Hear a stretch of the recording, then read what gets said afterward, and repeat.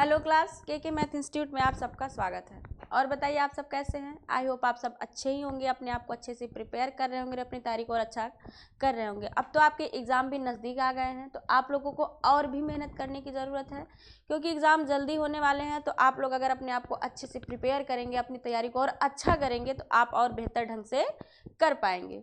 तो आज तक हमने जितने भी प्रैक्टिस सेट किए हैं वो सारे क्वेश्चन मैंने आप लोगों को वही सारे क्वेश्चनों को करवाया है जो एग्ज़ाम में पूछे जाने वाले क्वेश्चन हैं। तो आज का जो हमारा पहला क्वेश्चन है वो है, उस विकल्प का चयन करें जो दिए गए शब्द का सही समानार्थी शब्द हो। जो शब्द यहाँ दिया गया है उसका समानार्थी क्या होगा। हिरण, हिरण का समानार्थी शब्द क्या है। हिरण को हम क्या कह सकते हैं, कुरंगम, तरंग, नंदन या अम्बुद।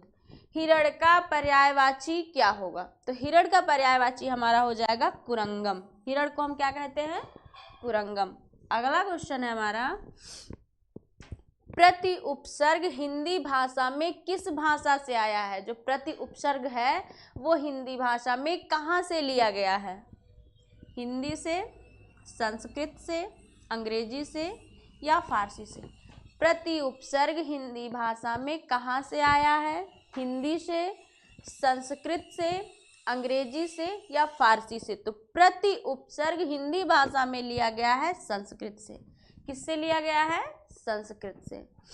अगला क्वेश्चन है हमारा, सिंगार, सिंगार का तत्सम शब्द क्या है।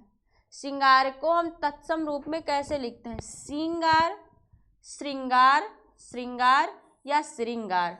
श्रृंगार का तत्सम रूप क्या होता है, श्रृंगार, श्रृंगार या श्रृंगार। श्रृंगार का तत्सम रूप होता है श्रृंगार, श्रृंगार। सिंगार का तत्सम शब्द है श्रृंगार, क्या हो जाएगा, श्रृंगार। अगला क्वेश्चन है हमारा, श्री गणेश का विलोम शब्द है। श्री गणेश का समानार्थी, श्री गणेश का विलोम क्या होगा। श्री गणेश का मतलब होता है प्रारंभ, तो उसका विलोम क्या हो सकता है, श्री राधा, इतिश्री, विनाश या इनमें से कोई नहीं।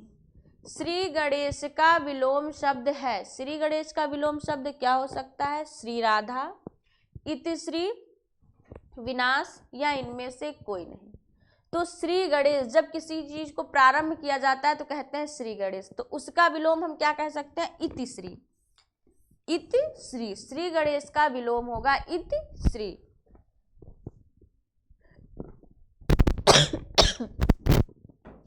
फूल का पर्यायवाची नहीं है, फूल शब्द का पर्यायवाची नहीं है क्या, सुमन, पुष्प, तनुजा या कुसुम।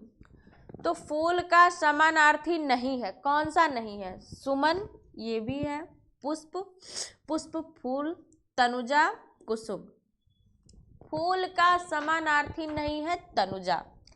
तनुजा किसका पर्यायवाची होता है, पुत्री का। पुत्री को हम क्या कहते हैं, तनुजा। तो फूल का पर्यायवाची नहीं है तनुजा। अगला क्वेश्चन है हमारा, मुख्य क्रिया के अर्थ को स्पष्ट करने वाली क्रिया होती है। जो मुख्य क्रिया को स्पष्ट करे वो कौन सी क्रिया कहलाती है, सहायक क्रिया, प्रेरणार्थक क्रिया, नामबोधक क्रिया, नाम धातु क्रिया। मुख्य क्रिया, जो मुख्य क्रिया को स्पष्ट करे, जो उसमें की मुख्य क्रिया है उसको जो स्पष्टता दे वो क्या कहलाती है, सहायक क्रिया, प्रेरणार्थक क्रिया, नामबोधक या नाम धातु क्रिया। तो मुख्य क्रिया को स्पष्ट करने वाली क्रिया कहलाती है सहायक क्रिया। मुख्य क्रिया को स्पष्ट करने वाली क्रिया कहलाती है सहायक क्रिया। जो मोक्ष चाहता हो उसको हम क्या कहेंगे, मोक्ष चाहता हो। इस वाक्य के लिए एक शब्द क्या होगा, मुमुक्षु, मुमुक्ष, मुमुर्क्षु या ममुच्छ। जो मोक्ष चाहता हो उस वाक्य के लिए एक शब्द क्या हो सकता है, उसके लिए हम एक शब्द,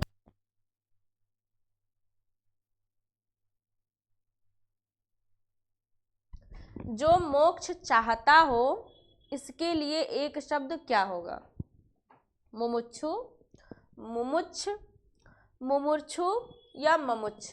तो जो मोक्ष चाहता हो उसे हम कहते हैं मुमुक्षु। जो मोक्ष चाहता हो उसे कहते हैं मुमुक्षु। अगला क्वेश्चन है हमारा, भंवरा कोयल सखी किस शब्द के अनेकार्थी हैं? भंवरा कोयल सखी किस शब्द के अनेकार्थी हैं?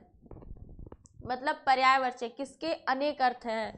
अली के, अंत के, आंत के या आकर के।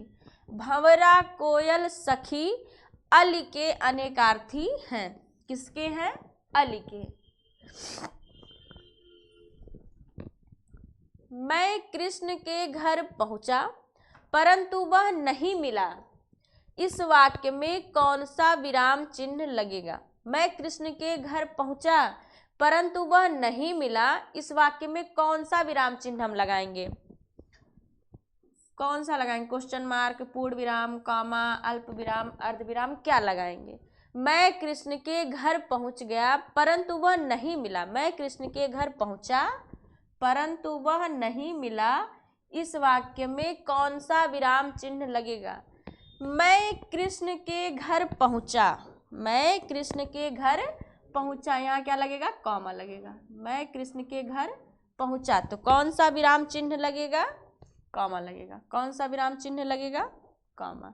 मैं कृष्ण के घर पहुंचा। अगला क्वेश्चन है हमारा, सतगुरु की महिमा अनंत। सतगुरु की महिमा अनंत, अनंत किया उपकार, लोचन अनंत उधड़िया, अनंत दिखावन हार। उपयुक्त पंक्तियों में कौन सा रस निहित है? जो ये पंक्ति दी गई है इस पंक्ति में कौन सा रस है? सतगुरु महिमा अनंत, अनंत किया उपकार, लोचन अनंत अधड़िया, अनंत दिखावन हार। इस पंक्ति में कौन सा रस है? श्रृंगार रस, वीर रस, शांत रस, वात्सल्य रस। जब पंक्ति को पढ़ने से मन में ममतत्व का, वात्सल्यता का भाव उमड़ के आए तो वो वात्सल्य रस कहलाता है। शांत रस, शांत तो शांत रस होगा। वीर रस, मन में उत्तेजना उत्पन्न हो, उत्साह प्रकट हो तो वीर रस कहलाता है। श्रृंगार रस, प्रेम की बात की गई हो तो श्रृंगार रस कहलाता है। तो सतगुरु की महिमा अनंत, अनंत किया उपकार, लोचन अनंत उधड़िया, अनंत दिखावन हार। इस पंक्ति को पढ़ने से मन में शांति का भाव निकल रहा है तो कौन सा रस हो जाएगा? शांत रस। इस पंक्ति में कौन सा रस है? शांत रस है। व्यास सम्मान 2023 निम्नलिखित में से किसे प्रदान किया गया था? जो व्यास सम्मान 2023 दिया गया था वो किसको दिया गया है? पुष्पा भारती को, अभिनव सेन को, संजय भारती को या कृष्ण भारद्वाज को? तो व्यास सम्मान 2023 दिया गया है पुष्पा भारती को। किसको दिया गया है? पुष्पा भारती को। अगला क्वेश्चन है हमारा, प्रेम सागर किसकी रचना है? प्रेम सागर किसकी रचना है? मुंशी सदासुख की, लाल सदल मिश्र की, लल्लू लाल जी की या राम प्रसाद निरंजन की? तो प्रेम सागर किसकी रचना है? लल्लू लाल की। प्रेम सागर है लल्लू लाल जी की। अगला क्वेश्चन है हमारा, सर्प, मेढक, सिंह, घोड़ा, वानर, हाथी आदि को समझने वाला शब्द है। इनको हम किस से समझ सकते हैं? मतलब इनका पर्यायवाची क्या हो सकता है? सर्प, मेढक, सिंह, घोड़ा, वानर, हाथी आदि, इनको समझने वाला शब्द है क्या? पशु, शिव, हरि या कपिस? तो इनको समझने वाला एक ही शब्द है हरि। क्या है? हरि। अगला क्वेश्चन है हमारा, कौन सी प्राचीन भाषा नहीं है? इनमें से कौन सी भाषा ऐसी है जो प्राचीन नहीं है? अपभ्रंश, पंजाबी, प्राकृत या संस्कृत? तो प्राचीन भाषा नहीं है पंजाबी। पंजाबी अपभ्रंश की निकली शाखा से निकली हुई बोली है, तो पंजाबी हमारी प्राचीन भाषा नहीं है। निम्नलिखित शब्दों में से कौन सा शब्द सूर्य का पर्यायवाची नहीं है? इन शब्दों में से कोई एक शब्द ऐसा है जो सूर्य का समानार्थी नहीं है, लेकिन वो कौन सा शब्द है? दिवाकर, प्रभाकर, सुधाकर या भास्कर? सूर्य का पर्यायवाची नहीं है। कौन नहीं है? दिवाकर, प्रभाकर, सुधाकर या भास्कर? सूर्य का पर्यायवाची नहीं है सुधाकर। सुधाकर किसका पर्याय होता है? चंद्र का। चंद्रमा का पर्यायवाची होता है सुधाकर। सूर्य का पर्यायवाची सुधाकर नहीं है।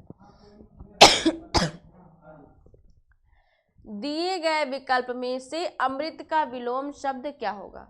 अमृत का विलोम क्या हो सकता है? भय, सुधा, विष या जलज? अमृत का विलोम क्या होगा? भय होगा, सुधा होगा, विष होगा या जलज होगा? अमृत का विलोम होगा विष। अमृत का विलोम होगा विष। अगला क्वेश्चन है हमारा, कौन सा शब्द अनीक का पर्यायवाची है? अनीक का समानार्थी क्या है?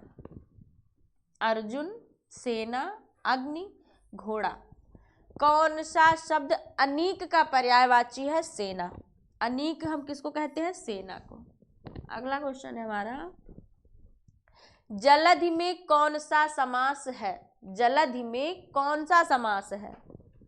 कर्मधारय, तत्पुरुष, अव्ययी भाव या द्वंद्व? जलधि में कौन सा समास है? कर्मधारय है, तत्पुरुष है, अव्ययी भाव है या द्वंद्व है? जलधि का हम विग्रह करेंगे तो हो जाएगा जल का सागर। तो जलधि में कौन सा समास है? तत्पुरुष। जिसका उत्तर पद प्रधान हो वो कौन सा समास कहलाता है? तत्पुरुष समास। अगला क्वेश्चन है हमारा, हिंदी भाषा में वचन कितने होते हैं? हिंदी भाषा में वचन कितने प्रकार के होते हैं? 2, 3, 4 या 5? हिंदी भाषा में हमारे वचन होते हैं 2, एक वचन, बहुवचन। हिंदी भाषा में 2 वचन होते हैं, एक वचन, बहुवचन। संस्कृत में हमारे 3 वचन होते हैं। तो हिंदी में हमारे कितने वचन होते हैं? 2 वचन होते हैं। निम्न में प्रेरणार्थक क्रिया है। इन शब्दों में से किसमें प्रेरणार्थक क्रिया है? उठना, चमकना, करवाना या देना? प्रेरणार्थक क्रिया किसी से करवाया गया हो या किसी को प्रेरित किया गया हो, तो प्रेरणार्थक क्रिया किसमें है? उठना, चमकना, देना, करवाना। उठना, चमकना, देना इसमें स्वयं से किया गया है। करवाना, करवाना में कौन सी क्रिया है? प्रेरणार्थक क्रिया है। अगला क्वेश्चन है हमारा, शक्तिशाली, दयालु, शांत, धीर और योद्धा, नायक के लिए एक शब्द क्या है? शक्तिशाली, दयालु, शांत, धीर और योद्धा, इनके लिए एक शब्द क्या हो सकता है? धीर ललित, धीरोदत्त, धीरोदात्त या उपरोक्त में से कोई नहीं? तो इन वाक्य के लिए, इन शब्दों के लिए एक शब्द क्या हो सकता है? शक्तिशाली, दयालु, शांत, धीर और योद्धा, नायक। तो इसके लिए एक शब्द होगा धीरोदात्त। क्या होगा? धीरोदात्त। अगला क्वेश्चन है हमारा, अमृत का अनेकार्थी नहीं है। अमृत शब्द का अनेकार्थी नहीं है। स्वर्ग, जल, पारा, दूल्हा। अमृत का अनेकार्थी नहीं है स्वर्ग, जल, पारा या दूल्हा। तो अमृत का अनेकार्थी क्या नहीं है? दूल्हा। दूल्हा अमृत का अनेकार्थी नहीं है। अगला क्वेश्चन है हमारा, आनंद घर आया, थोड़ी देर रुका और चला गया। आनंद घर आया, थोड़ी देर रुका और चला गया। इस वाक्य में उचित विराम क्या होगा? इस वाक्य में हम उचित विराम क्या लगाएंगे? आनंद घर आया, थोड़ी देर रुका और चला गया, यहाँ लगेगा अल्प विराम। आनंद घर आया, आनंद घर आया, थोड़ी देर रुका और चला गया, तो इसमें हमारा क्या लगेगा? कॉमा लगेगा। आनंद घर आया और चला गया, अल्प विराम।